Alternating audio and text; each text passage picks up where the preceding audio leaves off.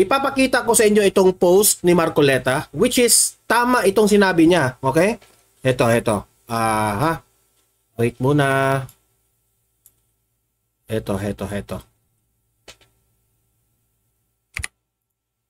Yan.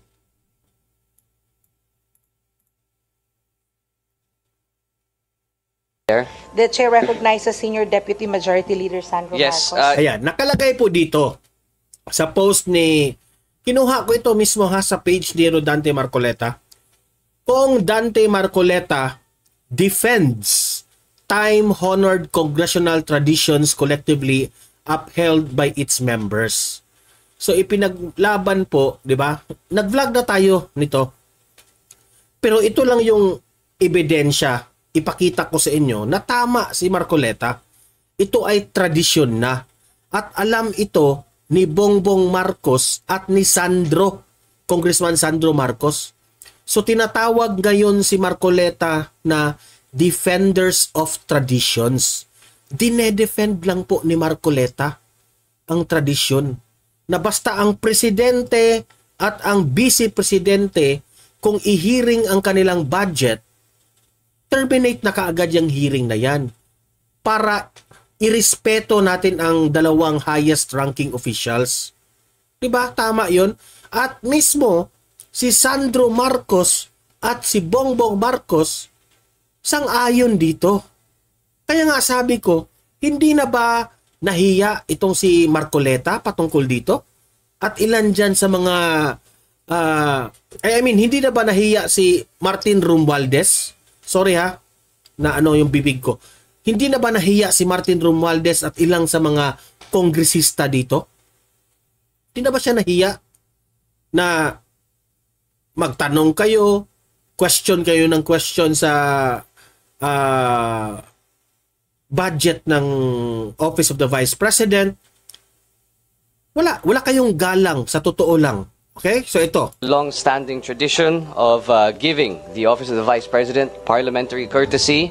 I move to terminate the budget of the Vice President. Narinig nyo yun?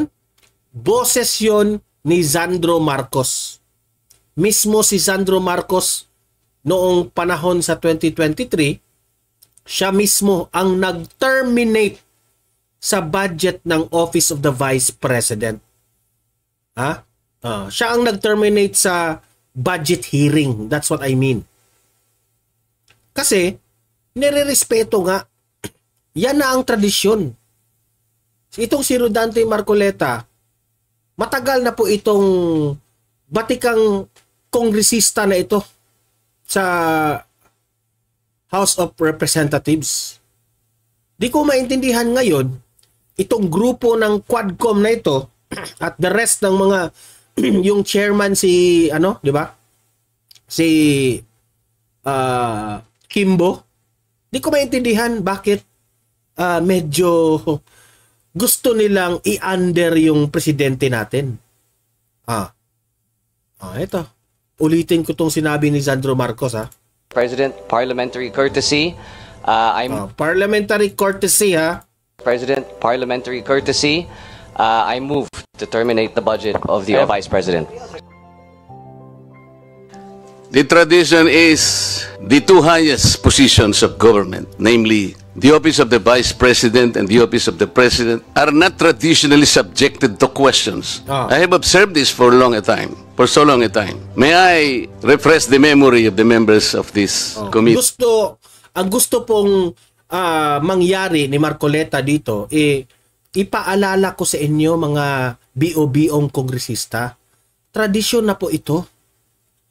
Bakit natin ginigipit ang second highest ranking official natin? Hindi na ba kayo nahiya? Dahil lang sa pamumulitikan ninyo? Gusto nyong ipahiya ang vice presidente? At dati ko na itong binavlog, di ba? Ipinakita ko na itong sinabi ni Marcoleta, itong speech na ito ni Marcoleta. Ipinakita ko na ito. Pero papatunayan ko sa inyo ngayon na tama ito. Okay? Patuloy.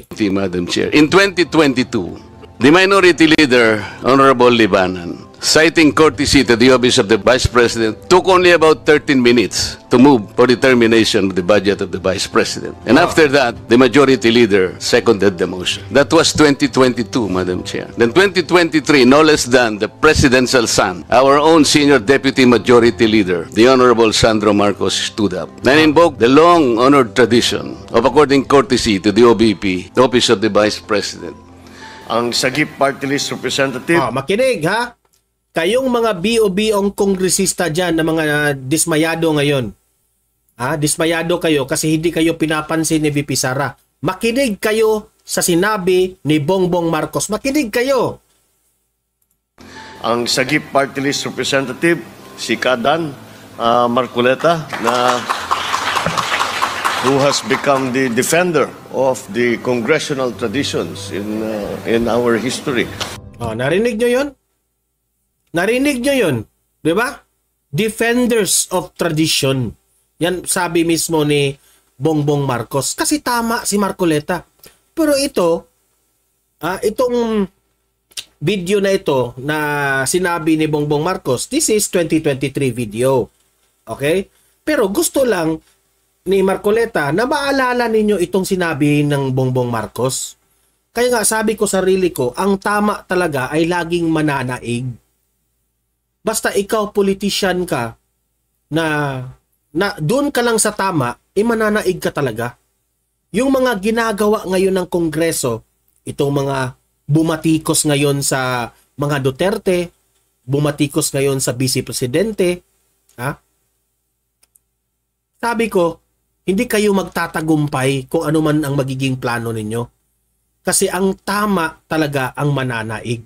Kagaya nito, napapatunayan ni Rodante Marcoleta na ang kanyang ipinaglaban ay tama at may ebidensyang ikapakita siya. Mismo si Sandro Marcos at si Bongbong Marcos ay sang-ayon dito. Defenders of tradition. Di napahiya kayo. Diba? Para alam nyo na nagkamali kayo, pakinggan nyo si mga kongresista dyan, pakinggan yung sinabi ni Bongbong Marcos. Sagip Party List Representative, si Kadan Marcoleta, who has become the defender of the congressional traditions in our history. In our history. In our history, dati na yan. Basta hearing ng budget ng Vice President, hearing ng budget ng President, terminate yan. I-terminate yan. Irespeto natin.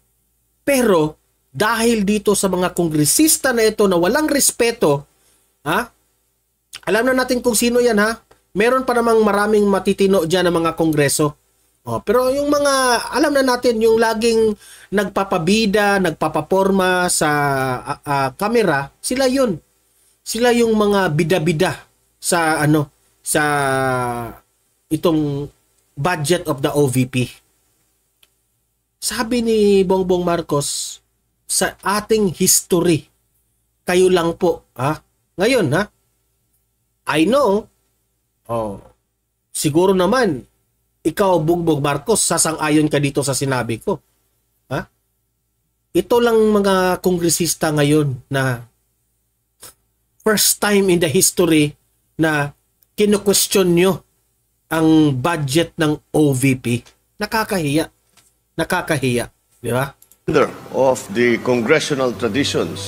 Defenders of the congressional tradition. In our history. So, mga kababayan, mga viewers dito sa Donmar TV, ako na mismo ang magsabi, please vote for Rodante Marcoleta. Isulong natin yan merong mga balita na nag-confirm na daw itong si Rodante Marcoleta. Totoo ba?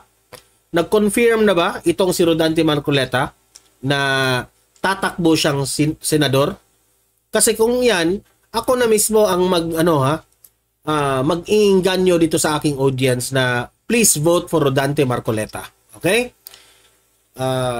alam natin kakampi ito ng ating Vice President Inday Sara Duterte at kakampi ito kay former President Duterte, no? So maraming salamat Congressman Representative Rodante Marcoleta. Maraming salamat sa pagiging totoo mo. Maraming salamat sa kung saan yung totoo doon ka lamang. Okay? Naiintindihan ka po ng taong bayan na yung ipinaglalaban mo ay doon lang tayo sa totoo. Okay?